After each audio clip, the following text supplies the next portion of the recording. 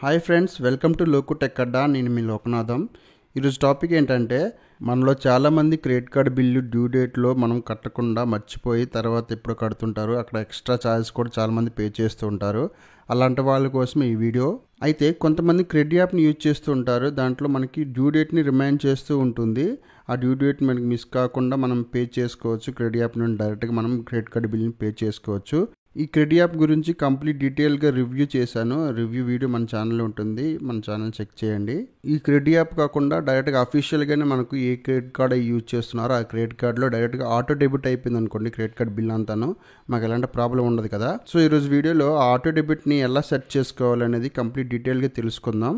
ప్రతి ఒక్క క్రెడిట్ కార్డ్కి ఈ ఆటో డెబిట్ ఆప్షన్ అయితే ఉంది.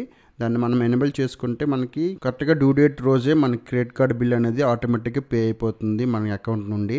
ఈ ఆటో డెబిట్ ఆప్షన్ని ఎలా ఎనేబుల్ చేసుకోవాలో ఇప్పుడు తెలుసుకుందాం. ఒకవేళ మీకు ఆటో డెబిట్ ఆప్షన్ ఎలా సెట్ చేసుకోవాలో తెలిస్తే ఈ వీడియోని స్కిప్ చేసుకోవచ్చు.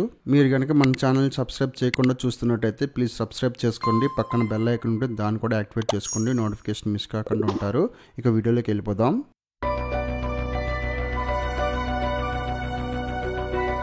మొదటిగా మనం ఎస్బీఐ క్రెడిట్ కార్డ్కి ఈ ఆటో డెబిట్ని ఎలా సెట్ చేసుకోవాలో తెలుసుకుందాం. ఎస్బీఐ కార్డ్ యాప్ ఓపెన్ చేసి అక్కడ లాగిన్ అవ్వండి. లాగిన్ అయితే హోమ్ పేజ్ ఇలా ఓపెన్ అవుతుంది. ఇక్కడ యూ అకౌంట్ డీటెయిల్స్ మీద క్లిక్ చేయండి. ఇక్కడ చాలా ఆప్షన్స్ వచ్చాయి చూడండి. మధ్యలో ఆటో డెబిట్ అనే ఆప్షన్ ఉంది చూడండి. దీని మీద మనం క్లిక్ చేసుకుని మనము ఆటో డెబిట్ని సెలెక్ట్ చేసుకోవచ్చు.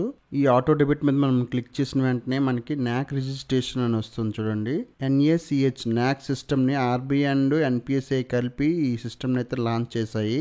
ఈ ఆటో డెబిట్ని యూజ్ చేసుకొని మీ మనీని సేవ్ చేసుకోవచ్చు అని చెప్పి ఆర్బీఐ అయితే డిసైడ్ చేసి ఈ కస్టమర్స్ అందరికీ ఈ ఆటో డెబిట్ ఆప్షన్ అయితే తీసుకొచ్చారు. ఇలా ఆటో డెబిట్ని ఎనేబుల్ చేయాలంటే మీ దగ్గర డెబిట్ కార్డ్ కానీ నెట్ బ్యాంకింగ్ కానీ ఖచ్చితంగా ఆ బ్యాంక్ సంబంధించి అయితే ఉండాలి. సో ఇక్కడ రిజిస్ట్రేషన్ మీరు క్లిక్ చేసిన వెంటనే మీకు టోటల్ అమౌంట్ డ్యూ పే చేయాలా లేకపోతే మినిమం అమౌంట్ డ్యూ పే చేయాలని అడుగుతుంది. ఇక్కడ మినిమం అమౌంట్ డ్యూ అంటే మీ క్రెడిట్ కార్డులో 5% బిల్ అయితే ఉంటుంది. మీరు only minimum amount due pay చేస్తే మీకు క్రెడిట్ స్కోర్ మీద ఎఫెక్ట్ ఉండదు, కానీ మిగతా అమౌంట్ ఎంతైతే మీరు పే చేయరో దాని మీద ఇంట్రెస్ట్ అయితే పడుతుంది. కాబట్టి మీరు ఎప్పుడు మినిమం అమౌంట్ డ్యూ అయితే పే చేయకండి. టోటల్ అమౌంట్ డ్యూ అయితే ఖచ్చితంగా పే చేసుకోవాలి. సో టోటల్ అమౌంట్ డ్యూ మీద క్లిక్ చేసుకొని కింద ప్రొసీడ్ ఉంటుంది, దాని మీద క్లిక్ చేయండి. మళ్ళీ కింద ప్రొసీడ్ ఉంటుంది, దాని మీద క్లిక్ చేసుకుంటే నెక్స్ట్ పేజ్కి వెళ్తాము. ఇక్కడ మనకి ఈ మ్యాండేట్ యొక్క ఎన్రోల్మెంట్ ఫామ్ అయితే ఓపెన్ అవుతుంది. ఇక్కడ మనకు కొన్ని డీటెయిల్స్ అయితే ఫిల్ ఉంటాయి. తర్వాత కొన్ని డీటెయిల్స్ అయితే మనం ఇవ్వాల్సి ఉంటుంది. ఇక్కడ అకౌంట్ టైప్ దగ్గర సేవింగ్ అకౌంటా కరెంట్ అకౌంట్ ఇవ్వాలి. తర్వాత అకౌంట్ నెంబర్ ఇవ్వాలి, ఏ అకౌంట్ని మీరు అమౌంట్ పే చేయాలనుకుంటున్నారో. ఈ డీటెయిల్స్ ఫిల్ చేసిన వెంటనే ఇక్కడ అమౌంట్ అడుగుతుంది. అమౌంట్ అంటే మీరు మ్యాక్సిమం అమౌంట్ ఇవ్వాలి. అంటే మీ క్రెడిట్ కార్డ్ బిల్ ఒక 20,000 నెలలో వస్తుంది అనుకోండి, ఒక 30,000 ఇక్కడైతే ఎంటర్ చేయాల్సి ఉంటుంది.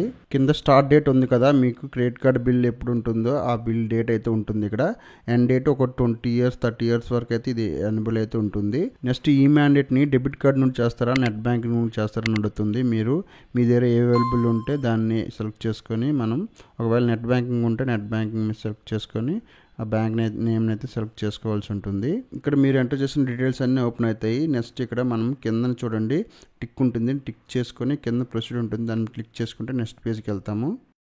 ఇంకా నేను నెట్ బ్యాంకింగ్ సెలెక్ట్ చేశాను కాబట్టి యూజర్ ఐడి పాస్వర్డ్ అడుగుతుంది, దాన్ని క్లిక్ చేసుకొని లాగిన్ అయిన తర్వాత పేమెంట్ డీటెయిల్స్ అయితే ఓపెన్ అవుతాయి. ఇక్కడ మనం అన్ని చెక్ చేసుకోవాలి. చెక్ చేసుకున్న తర్వాత కిందనే ఉంటుంది చూడండి చెక్ బాక్స్ ఉంటుంది. I agree for debit option ఉంటుంది, దాని మీద క్లిక్ చేసుకున్న తర్వాత కిందని యాక్సెప్ట్ ఆప్షన్ ఉంటుంది, దాని మీద క్లిక్ చేసుకోవాలి.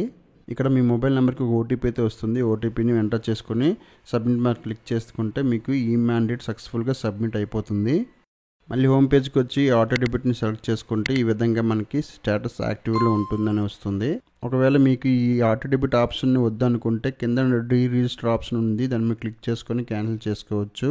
ఇప్పుడు మీ క్రెడిట్ కార్డ్ బిల్లు మర్చిపోయినా మీకు ఆటో డెబిట్ అయిపోతుంది కాబట్టి ఎలాంటి ప్రాబ్లం ఉండదు. మీకు డ్యూ డేట్ రోజు కరెక్ట్గా మీకు ఈ డెబిట్ అయిపోయి మీకు క్రెడిట్ కార్డ్ బిల్ అనేది పే అయిపోతుంది. ఫ్రెండ్స్, మన ఛానల్ యొక్క వెబ్సైట్ని అయితే స్టార్ట్ చేసాము, lokutechadda.blogspot.com. దీంట్లో మనకి చాలా ఇన్ఫర్మేషన్ అయితే అవైలబుల్ ఉంటుంది. మీకు ఎప్పుడైనా వీలుంటే విజిట్ చేయండి ఒకసారి. కింద డిస్క్రిప్షన్లో లింక్ ఇస్తాను, అక్కడ నుండి మీరు చెక్అవుట్ చేసుకోవచ్చు.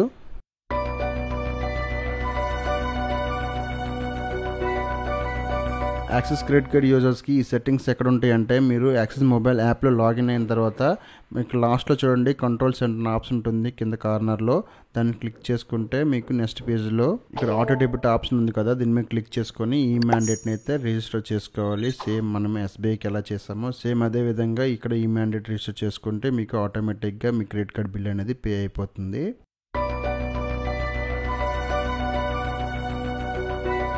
ఐసిఐసి క్రెడిట్ కార్డ్ యూజర్స్ కూడా ఈ మ్యాండేట్ని అయితే ఈ ఆటో డెబిట్ ఆప్షన్ అయితే ఎనేబుల్ చేసుకోవచ్చు.